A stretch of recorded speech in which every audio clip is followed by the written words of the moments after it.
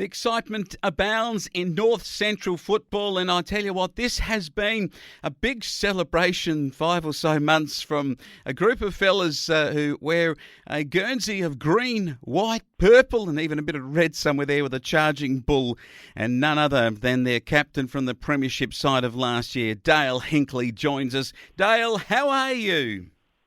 Yeah, pretty well, Flowman. It's come around again. You've managed to bail me up, and that's knocking on the door. 2023 as it starts tomorrow, and we're refreshed, and the club's excited. We've got some new faces, and some really good numbers across the juniors as well. Oh, good numbers, but let's go back just a little step. The harvest was an absolute beauty. A-grade and senior football has changed a lot for the netball girls. We've been hearing earlier on in the program a lot of pregnancies around for the girls, and you've just had a baby in the off-season, yourself and your partner. That's quite exciting. So it looks like it may well be that Premiership glory started something at Birchip.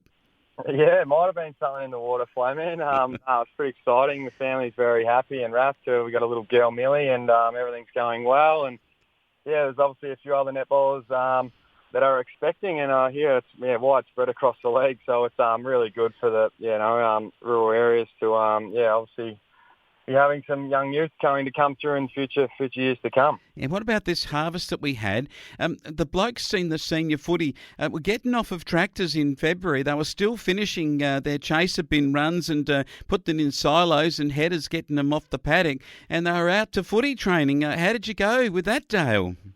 Yeah, as mentioned a bit earlier, it was quite strange jumping off the header or chaser bin. We're still cleaning up paddocks in February, and then you go down to obviously summer football training and netball training, and it was just a bit of a weird feeling trying to prepare for this year's season. You hadn't wrapped up the last one.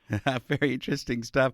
Well, we got a big surprise that happened. I guess not really a surprise. Nullarbor had indicated clearly that they wanted to go to North Central in 2022. They come into the competition. I saw, interestingly, first up, they get Birchip-Watchem, and then I did some research on it, and I did a little segment for our sports program about the history of the league that Nullarbor and Birchip played back in the 50s and 60s. And I hear that your new president, Brad Sharp, who makes the best vanilla slice in the universe out of the Sharp's Bakery, I hear that he gave a bit of an impassioned speech last night about the old Nullarbor folk. He was old Sharpie. He was quite passionate, and he stepped into the role this year, and he was just mentioning, obviously, from school days at Birchip P12 that obviously a third of Nullarbor community probably ventured into Birchip, and other third to Sea Lake or Witchy, and just said obviously there's been talk about it for many, many years, Flowman, that if only we could have a game of football against each other, we'd see who are the men from the boys. They're going to separate the men from the boys when the big bull boys take on the Premiership winners out of the Golden Rivers, the Nullarbor Maroons, and it is an absolute ripping start to the year. Tell us, I know with the Premiership glory that you've had, you lose a few players who go back to their old clubs. I know Elliot Jeski's gone back to Mundalla in South Australia, but how do you think you'll shape up in the first game, the Bulls against these massive Maroons? We're hoping, we'll shape pretty well, Flowman. We've had, as you said, move on for different sorts of reasons. You wouldn't say they've left. As once you achieve success at clubs, it's not such a rebuild, but people move away for different reasons, family and work and life. And we've probably had a change of 5 to 6, 7 players, and we've got some juniors coming in as well. So we're quite excited, and it looks like that across the other clubs, as we'll speak about. Nullarbor is a very strong club. They might be a small community, but they've got a pretty big heart from all reports, and they're going to get a warm welcome when they enter into George Carter Oval tomorrow. Yeah, they certainly will. I did notice that the big fridge was missing off of your list at Birchip. Has he decided not to come back and play? That's Big Fridge Surrett. Yes. He's had a bit of an injury from the practice match a couple of weeks ago up at Mildura, and he might be touch and go to play tomorrow, just a niggle in the calf. All right. And having a look at Castellano is back for you blokes. Nathan Gordon is there. I noticed that Clayton Hinkley is not named. Is Clayton moving on this year? Not at the moment as such, but he's just got a few other things he's tying off with business and he's working away at the moment. But we've got some really good juniors in Will Marks and Jonty Randall get there tomorrow, Flowman. Jonty's moved back to the farm and Will Marks is a tall, developing ruckman, so really excited to throw what they can play tomorrow, how they go. Yeah, certainly will be. Marshall Rippon is back for you blokes too. He was a class act that last year, and good to see Lockie Foote and Ben Hogan, some of the names, and a couple of Batarillos, Daniel and Tom. Tell me about those two blokes. Tom and Daniel, really good friends of mine from Uni Blues football. I've played with Marshall and been talked about for a few years now, Flowman, to get them up to the North Central. And sadly enough, it was just in a bit of, as I could say, it's a bit close to my heart, but they were waiting. Their mother passed away last year to MND, so until that obviously eventuated, they wanted to be home and play football close to her mother, and now that that's obviously eventuated, they're decided to move up and play some football in the country. Oh, great stuff. Well, what about Nullarbor? What do you reckon they'll bring to the competition? Nullarbor, they're going to bring plenty of run and plenty of talent from all I believe. They've got some good players coming in from Mildura Adam and Mark Thompson, an on-ball off Sam Stevens from the Werribee VFL list, and they've got good forwards in Mitch Farmer and Andrew Oberdorfer before. Yep. Yeah, played well in their grand final last year, kicking 3 or 4 goals, so they'll be hard to handle down forward. Yeah, they got some really good kids coming through too with pace in their legs. I'll tell you what, Sea Lake Nandaly have got a big name on their list. He played at the Adelaide Crows and also on the Essendon list for a little while and then concluded his career at Geelong. But the big Josh Jenkins joins the Tigers. Oh, I tell you what, the Tigers are looking to go one better, or at least from their prelim final loss. They want to be in a grand final and win it. How do you reckon they'll go with the big JJ? Yeah, he'll be a big focal point for them, Flowman. They've got fresh leaders this year in Billy McGuinness and Bryce Delmenico, so they'll have potentially a bit of a different look to them. And they've got Geordie Bath from Donald who's swapped jumpers this year and moved into the Mallee.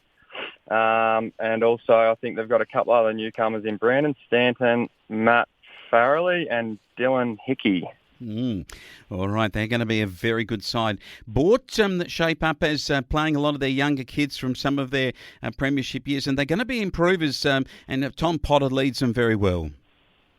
Yes, Tom Potter was obviously a talented young star, and he'll develop even more and more this year, Bort will, and obviously they'll probably be disappointed in last year, and they've got an Bulldogs and Sydney Swans player, Shane Biggs, won the 2016 Premiership with the Doggies, Flowman. He's 7 games at the Dogs and 6 games at Sydney Swans. So I believe that there'll be a carload, and they're going to have a bit of obviously support there and some experience that'll come through him. And we're probably a new look to them with Dale Cameron as their head coach, Flowman. So. Excited to see what Bourke can bring. It's a clean slate, and they've got a big game tomorrow. No, they certainly do against the Tigers. It could be one of the matches of the round with a couple of ex-AFL stars in the bidding. What about Wedderburn? That they last year did make the finals in 4th place. Can they get into a prelim, and can they trouble the top sides? I think they will be around the mark again, Flowman. 10-6 last year. They lost in that elimination final. Sam Barnes is pulling the jumper back on this year for the Redbacks, so he's going to be a great help with his wealth of knowledge.